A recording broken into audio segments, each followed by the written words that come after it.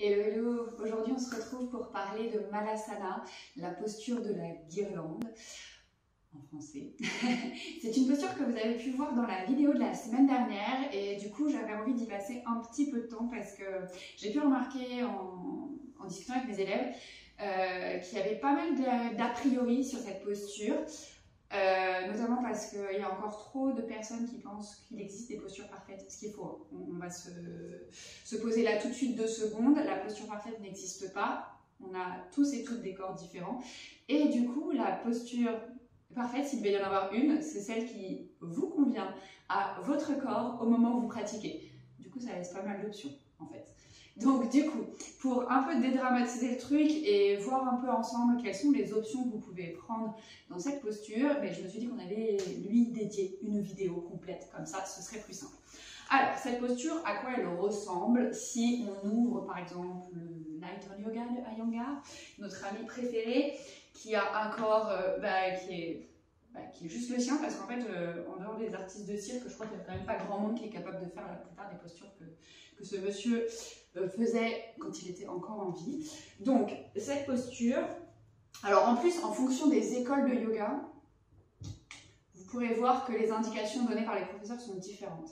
Donc, moi, comment je la réalise, je laisse mes pieds s'ouvrir ici et je ramène l'arrière de mes bras à l'intérieur de mes jambes avec les mains en prière et je pousse légèrement avec l'arrière de mes bras au niveau du dessous de mes genoux pour allonger la colonne. Donc si je me mets de profil, on est ici, j'allonge ma colonne et j'ouvre peut-être un peu plus en rotation externe mes hanches. Voilà. Alors ça, pourquoi je fais ça? Parce que j'ai cette flexion au niveau des chevilles qui me permet déjà d'être dans cette config-là. J'ai aussi cette ouverture des hanches qui me permet tranquille de placer mes bras à l'intérieur. Et puis la compression ici au niveau de l'aine qui n'est pas un souci pour moi. Donc ça fait quand même beaucoup, on est bien d'accord. Et globalement, il y a de grandes chances que pour vous qui regardez cette vidéo, ce soit potentiellement pas le cas.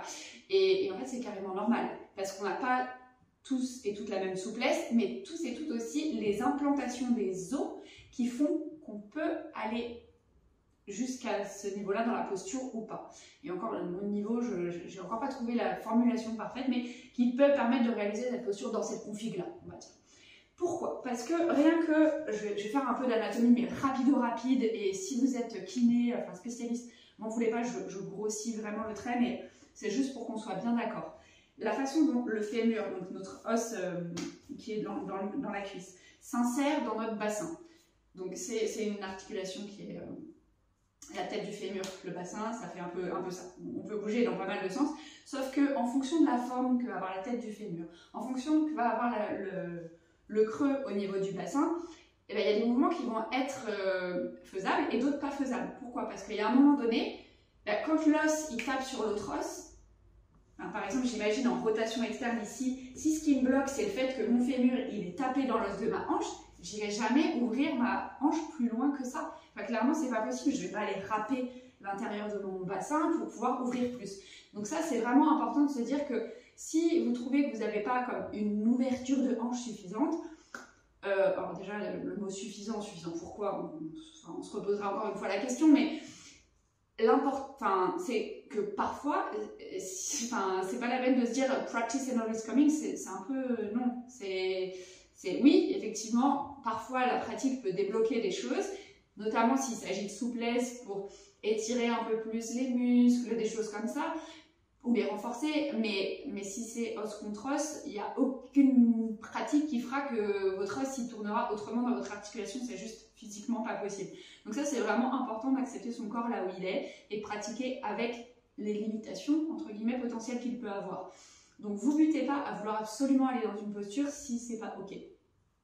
Donc voilà, ceci étant dit, c'était un peu mon préambule, mais pour moi c'est vraiment important de remettre les choses, respectez votre corps et dites-lui merci pour tout ce qu'il peut faire. Et c'est ok s'il ne fait pas des trucs que vous aimeriez faire, on s'en fiche un peu, clairement, c'est pas... voilà. Après, je peux comprendre la frustration de vouloir aller dans certaines postures et pas y arriver, mais clairement, juste se reposer les questions de... Et en même temps, si j'y arrivais, qu'est-ce que ça changerait dans ma vie? probablement pas grand chose en dehors d'une photo sur Instagram qui permettrait de montrer que vous savez faire la posture. En fait, en vrai. Hein. Après, si vous n'êtes pas d'accord avec moi et que vous avez d'autres idées, n'hésitez pas à me les mettre en commentaire, mais vraiment, juste reposer la question de pourquoi on fait les postures. Moi, perso, je les fais juste pour me faire du bien, et après, il y a des postures que je sais que j'aurai jamais, et en fait, bref, donc, on en revient à Malasana. Donc, si déjà, ça, au niveau de les chevilles, vous n'avez pas cette possibilité de flexion, il est fort probable que, du coup, les talons ne soient pas dans le sol. Et c'est ok, Malasana comme ça marche aussi, hein. Il n'y a pas de problème. Et du coup, si on devait faire des exercices dans lesquels il faut rester longtemps, être en équilibre sur juste les orteils, on va pas se mentir, c'est quand même pas hyper stable et hyper agréable. Donc, ce que vous pouvez faire, c'est soit avec le tapis, soit avec une couverture, vous la roulez, hop, vous la mettez sur le tapis, et du coup, vous allez venir en fait déposer vos talons sur la couverture, et du coup, on est quand même vachement plus stable parce que du coup, on a les talons qui portent et les pieds qui portent. Donc, du coup, c'est plutôt pas mal. Ensuite, au niveau de l'ouverture des hanches, mais peut-être que vous serez plutôt comme ça. Enfin, non, si je garde écarté et on va dire que j'ai moins de rotation externe, peut-être que les genoux seront plus vers l'intérieur et que du coup, passer ici, ça va vous faire arrondir le dos et que ce sera pas agréable. Dans ce cas-là, peut-être qu'on met les mains sur les genoux et qu'on se redresse ici. Ou alors, on garde les bouts des doigts sur le sol aussi, ça marche tout à fait très très bien. Quand je vous parlais d'école tout à l'heure, il y a des écoles où on enseigne le Malasana avec les pieds parallèles l'un à l'autre aussi. Moi, c'est pas quelque chose qui est confortable pour moi, parce que j'ai l'impression, enfin, vous voyez, je vais le mettre de profil, hein, mais quand je garde mes pieds parallèles l'un à l'autre, j'ai comme l'impression d'être coincée dans cette posture, alors que si j'ouvre, je suis beaucoup plus à l'aise. Encore une fois, c'est aussi quelque chose à explorer de votre côté. Et une dernière option que je voulais vous montrer, c'était avec le bloc. Du coup, on peut aussi s'asseoir sur le bloc, et si on n'a pas les talons qui touchent, on est là. Alors peut-être qu'on est plutôt là, en fait, en vrai, si jamais j'ai pas cette rotation externe, on est là. On est bien là. Alors, au niveau du bloc, cette hauteur-là, ok, cette hauteur-là, ok. Celle-là, elle est un peu précaire, parce qu'on a une petite zone qui touche le sol, et c'est beaucoup moins stable. Vaut mieux empiler les blocs comme ça que de venir vouloir faire ça. Ok. Après, à vous voir, vous pouvez tester, hein, mais honnêtement, moi je trouve ça assez peu stable. Non plus, ça fait pas grand. Ouais, non, franchement, c'est pas stable. Ça fait vraiment une trop petite surface de contact avec le sol et c'est vraiment précaire. Donc voilà, du coup, c'était pour vous montrer un peu ces options dans Malasana, remettre un petit peu les choses aussi en perspective, se reposer un peu les questions sur sa pratique du yoga, parce qu'effectivement, la pratique du yoga, la pratique physique, c'est sur le tapis, mais aussi de se reposer la question de qu'est-ce qu'on en fait de cette pratique physique, en fait. Pourquoi on déroule son tapis, alors j'allais dire tous les jours, clairement, moi je le fais pas tous les jours, mais peut-être que vous c'est le cas, mais en tous les cas, pourquoi est-ce qu'on déroule son tapis?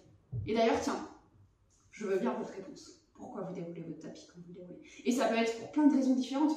Moi, il y a des jours, je le déroule parce que je suis au bout du roule, j'ai besoin de faire une pratique hyper lente et de me faire du bien. Et puis, il y a des jours où je suis excitée, énervée, j'ai besoin de me défouler, je déroule pour me défouler. Ou des fois, j'ai juste envie de faire du yoga sans réfléchir et je le déroule. Voilà. En fait, il y a plein de raisons pour lesquelles on déroule son tapis, et par curiosité, je serais bien curieuse de savoir pourquoi vous le faites. Et puis si vous avez d'autres options à proposer pour Malasana, si vous avez des questions, surtout n'hésitez pas, les commentaires sont faits pour ça. Si ce type de contenu vous a plu, je vous le redis à chaque fois, mais c'est vrai que ça me permet, moi pour la chaîne, d'avoir un peu plus de visibilité et de toucher plus de personnes. Donc n'hésitez pas à liker la vidéo, à vous abonner aussi si ce n'est pas déjà fait. En tous les cas, quoi qu'il en soit, moi je vous retrouve chaque semaine le mardi et le jeudi pour 2 vidéos sur des sujets qui souvent n'ont absolument rien à voir. Comme ça vous permet de piocher les choses qui vous intéressent et de laisser de côté celles qui ne vous concernent pas trop, ou en tous les cas, sur le moment, ne vous intéressent pas. Et je vous dis à très vite pour une prochaine pratique.